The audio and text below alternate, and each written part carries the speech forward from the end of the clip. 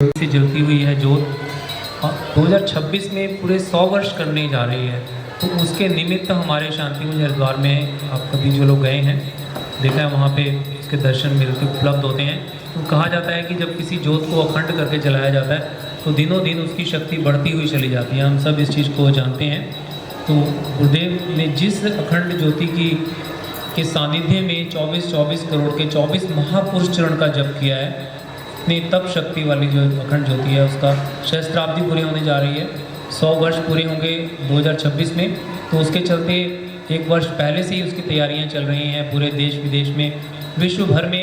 जो ज्योति कलश के नाम से जो एक शक्ति कलश का भ्रमण कराया जा रहा है सभी के को उस अखंड ज्योत के तप का प्रभाव मिल सके, उसका प्रकाश मिल सके, इस भाव के साथ वो आज हमारे पास दिसंबर में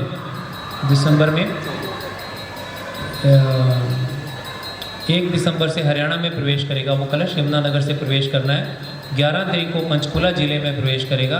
तो हमारे पास यहाँ 14 की शाम को पंचकुला शहर में पहुँचेगा।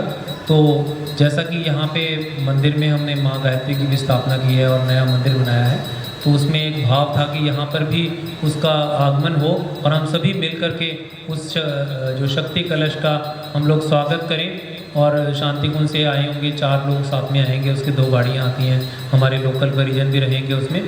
तो यहाँ मिल कर के उसका स्वागत किया जाए इसी प्रांगण में। और हम उस समय में भी एक छोटा सा दीप यज्ञ रखेंगे, क्योंकि ज़्यादा देर नहीं रुक पाता है कलश। तो आधे घंटे का मान के चलिएगा, जो हम मान के चल रहे हैं। वो तो जब आएगा तब पता लगेगा वो लोग कैसे प्रोग्राम कर रहे हैं, कैसे चल रहा है। तो आधे घंटे का समय भाई साहब को बता दिया जाएगा किस समय होगा। तो हम 1 घंटा मान के चलें, उसको कुल मिला करके आएगा, स्वागत करेंगे हम लोग, दीप यज्ञ वो लोग करवाएंगे। उसके बाद में जो भी उनका उद्बोधन रहेगा थोड़ा बहुत तो वो लोग करेंगे। उसके बाद में यहाँ से प्रस्थान कर जाएगा वो। तो 14 तारीख की शाम को सैटरडे पड़ रहा है मेरे हिसाब से दिसंबर में। तो उस दिन अपन सभी लोग यहाँ पे जितने भी सोसाइटी में हैं या जो बाहर भी जो लोग हमारे लाइक माइंडेड पीपल हैं, जो सनातनीज़ हैं, सभी आएँ।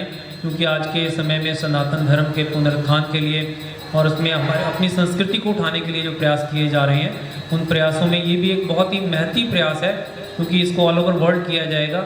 और वसंत पर्व की 2026 को उसकी जो एक बहुत बड़ा यज्ञ किया जाएगा, तो उसमें हम सभी का योगदान रहेगा। क्योंकि कलश आएगा तो सभी लोगों का की जो तप ऊर्जा है, गुरुदेव कहा करते थे जब भी कोई विशेष कार्य होते हैं तो साधनों की कभी कमी नहीं होती है। क्योंकि भगवान का कार्य कहीं भी है। आपने देखा होगा मंदिर बनाया आप लोगों ने, एक विग्रह की स्थापना की बात चल रही थी, होते होते 4-5 हम लोगों ने कर दी, और उसके बाद में और भी लोगों का सहयोग जुड़ता हुआ चला जा रहा है। तो जो भगवान के कार्य होते हैं उसमें कभी साधनों की कमी नहीं होती है, साधना की कमी हो जाती है। तो अपन लोग साधना अवश्य ही करते रहें। जब भी कोई विशेष कार्य हो या विशेष पर्व आता है, जैसे नवरात्रों में हम लोग साधना करते हैं, उस तरह से इस काल में भी हमें साधनाएं कर लेनी चाहिए। तो आज के समय में जैसे अब ज्योति कलश हमारे पास आने वाला है, तो तकरीबन 1 महीना नहीं कहूँगा मैं, हमारे पास 20-25 दिन हैं। उस समय में अपनी अपनी साधना को थोड़ा थोड़ा बढ़ा लें। और विश्व कल्याण के निमित्त है होने जा रहा है ये उपक्रम। तो हम सब मिल करके इस उपक्रम को करें। और 14 तारीख को हम लोग अपने दोस्त मित्रों को, क्योंकि विशेष इस एरिया में अब डकौली और पीर मशला जो एरिया है उसमें यहीं पर प्रोग्राम होगा। और किसी के घर निमित्त मतलब किसी घर जाने का की व्यवस्था इसमें नहीं बन पाएगी, क्योंकि मेरा इस टाटा 407 के ऊपर वो एक रथ बनाया गया है जिसमें कलश स्थापित रहेगा और वो भ्रमण करेगा। तो अपन यहाँ पर उसका प्रोग्राम रखा गया है। हमारे सभी लोग परिजन यहाँ तक पहुँचेंगे, तो आप भी अपने दोस्त मित्रों को बताइए। और शाम का समय है, सभी लोग अपने सैटरडे का दिन है, अपने अपने कार्यों से आ चुके होते हैं, नहीं आए हैं तो अपना थोड़ा समय से आ जाएंगे। तो सभी उसको अटेंड करें और गुरुदेव का जो आशीर्वाद है और गुरुदेव की तप शक्ति उसके साथ चल रही है, उसके भागीदार बने, उनका आशीर्वाद ग्रहण करते हुए चले जाएँ। तो इस भाव के साथ हम आज ये जो एक दीप यज्ञ का कार्यक्रम तो पहले ही रखा हुआ था, तो आज मैं सवेरे आया तो भाई साहब को पता लगा कि यहाँ प्रोग्राम है, तो मैंने सोचा आपको एक बार सूचना को दे दूँ। क्योंकि आदमी को जितना पहले पता लग जाता है तो उसी हिसाब से उसका मन और भाव बनने शुरू हो जाते हैं। हम उस भाव को जागृत करें और अपनी जो सोसाइटी है उसमें तो सभी को इस विषय पर बताएं ही, क्योंकि चर्चा अवश्य करें इसके विषय में। भाई 14 तारीख को ये प्रोग्राम है, तो धीरे धीरे लोगों की भावना बननी शुरू हो जाती है। जो इस विषय को नहीं जानते हैं वो भी जानते हुए चले जाते हैं। जो विषय को जानते हैं तभी भावना जागृत होती है।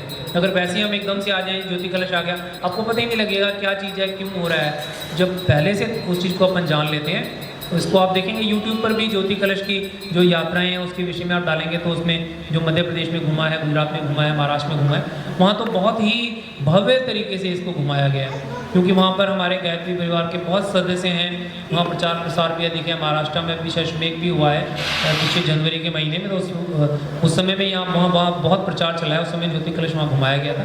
तो अब हमें ये एक सौभाग्य मिला है कि हम उसका ज्योति कलश का यहाँ पर आवाहन करेंगे, उसका स्वागत करेंगे।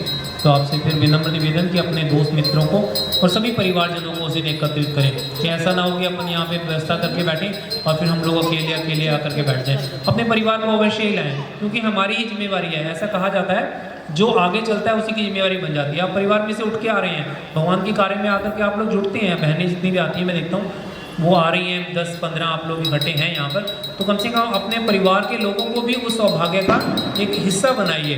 क्योंकि अगर हम अकेले ही चल रहे हैं तो उसमें बात नहीं बनती है। जब परिवार में रह रहे हैं तो परिवार में जब माहौल बनता है, परिवार के सब लोग इकट्ठे चलते हैं, तभी उसका पूरा पुण्य लाभ मिलता हुआ चला जाता है। ये तो कहीं ना कहीं जब कभी हिसाब किताब होगा ना, कहा जाता है कि अपने को भी जवाबदारी है देनी है, तो जब पूछा जाएगा भाई तुम अकेले क्यों चली गई थी, भाई अपने पतिदेव को क्यों नहीं लेकर गई, या बच्चों को आप क्यों नहीं लेकर गए, क्योंकि अगर कोई बच्चे भी आ रहे हैं तो हर एक का अपना अपना पुण्य का बैंक होता है। ये मान के चलिए एक के पुण्य का बैंक दूसरे को नहीं मिलता। हाँ, देने पर दिया जा सकता है, बाय डिफॉल्ट कभी नहीं जाता है। अगर मैं किसी को मतलब अपना पुण्य देना चाहूँ दे सकता हूँ, आशीर्वाद के रूप में पुण्य ही दिया जाता है मान के चलिए।